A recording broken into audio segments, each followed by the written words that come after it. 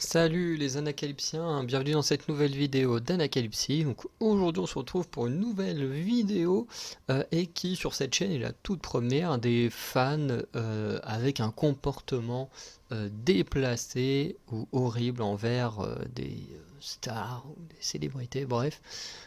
Et aujourd'hui on va parler d'un cas très connu puisque tous les youtubeurs en ont parlé dès que la nouvelle est sortie, donc je me permets d'en parler rapidement dans cette série de vidéos et de la sortir un peu plus tard parce que dans tous les cas, si vous suivez d'autres youtubeurs catch que moi, vous connaissez déjà l'info. Et du coup, cette info, je vais la lire rapidement, parce que c'est un petit texte que j'ai dû récupérer sur Facebook, puisque ça avait été partagé sur Facebook, où en gros, on nous dit un incident lors d'un live event.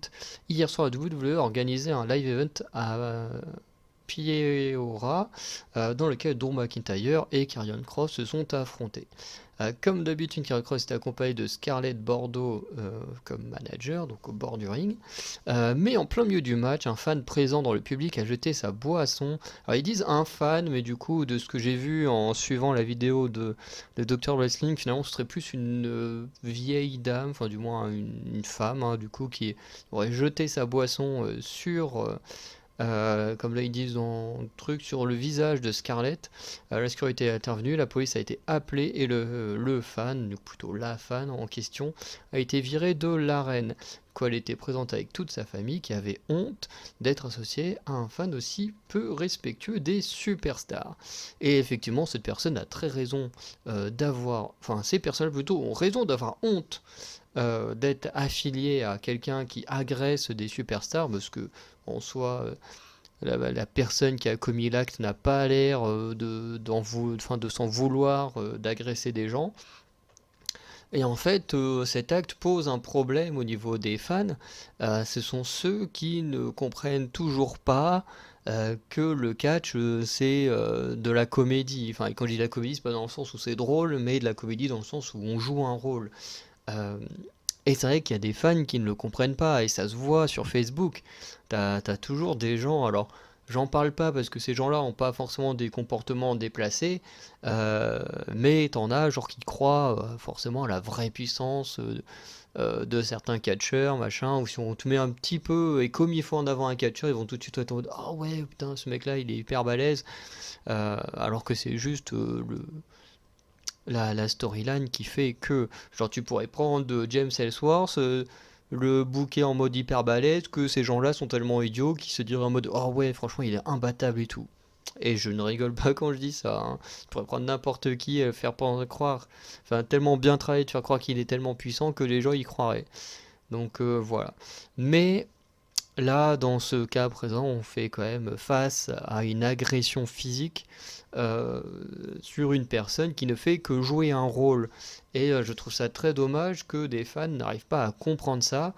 Et c'est vrai que être fan de catch, c'est compliqué dans notre société. Puisque d'un côté, il y a ceux qui ne comprennent pas que c'est faux. Alors quand t'es enfant, quand moi j'étais enfant, je comprenais pas que c'était faux. Pour moi, les histoires étaient vraies et tout. Et du coup, je vivais le truc à fond, en mode derrière Jeff Hardy notamment. Et voilà. En grandissant, forcément, j'ai compris ce qu'était réellement le catch. Ça m'a pas empêché de toujours aimer le catch, mais c'est vrai que bah, parmi les gens qui ne comprennent pas le catch, eh ben, ils sont tout de suite là en train de te pointer du doigt en mode ah t'aimes ça alors que tout est fake et tout. Alors fake, oui et non quoi. Il suffit de montrer quelques matchs hardcore et on verra que ça n'est pas fake du tout. Notamment certaines fédérations étant spécialisées là-dedans. Sur YouTube, on peut retrouver des matchs, mais c'est tellement, je veux dire, c'est même plus hardcore, c'est du gore quasiment, hein, et ça reste du catch. Bref. Et forcément, tu tombes aussi bah, sur des gens qui, ne comprennent pas encore à l'âge adulte que les choses sont fausses et vont agresser des catcheurs. Et c'est pas la première fois qu'une personne se fait agresser par un pseudo-fan, entre guillemets. À la limite, l'histoire avec Seth Rollins, on peut comprendre, à la limite. Et encore, tu te dis, il faut vraiment être débile pour dépenser je ne sais pas combien de centaines de dollars dans un ticket pour juste aller agresser un mec. Enfin bref, c'est un peu débile. Mais Parce que ces gens-là, ils doivent bien se douter que derrière, il y aura une conséquence, quoi. Beaucoup de gens qui agressent des stars comme ça, ensuite sont privés de revenir dans des arènes ou des choses comme ça. Donc je me dis, à quoi ça te sert de mettre des centaines d'euros, enfin de dollars, enfin je sais pas combien coûte un ticket, mais bon, en tout cas quand ils viennent en France, ça coûte très très cher les tickets. Mais tu te dis, ça sert à quoi du coup de faire ça si c'est ensuite pour être viré de l'arène, pas su déjà la fin du show pour lequel tu as payé ton ticket, ne pas pouvoir revenir parce qu'en général les punitions sont plutôt sévères, enfin du coup certains fans ont eu des punitions sévères. Et ensuite tu fais quoi? Tu restes juste là devant ta télé, tu dis oh ouais je suis celui qui a attaqué machin. Bref. C'est pour moi un comportement très irrespectueux, même si tu ne comprends pas que le catch, du moins que là, dans ce cas-là, Scarlett Bordeaux joue un rôle, bah même si tu le comprends pas, c'est pas une raison pour l'agresser.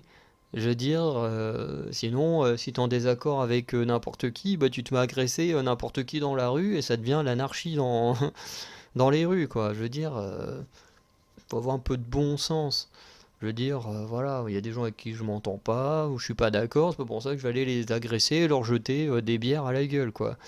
Bref, on va du coup s'arrêter là, avec du coup, voilà, cette petite vidéo sur l'incident de Scarlett Bordeaux, voilà, qui est très fâcheux.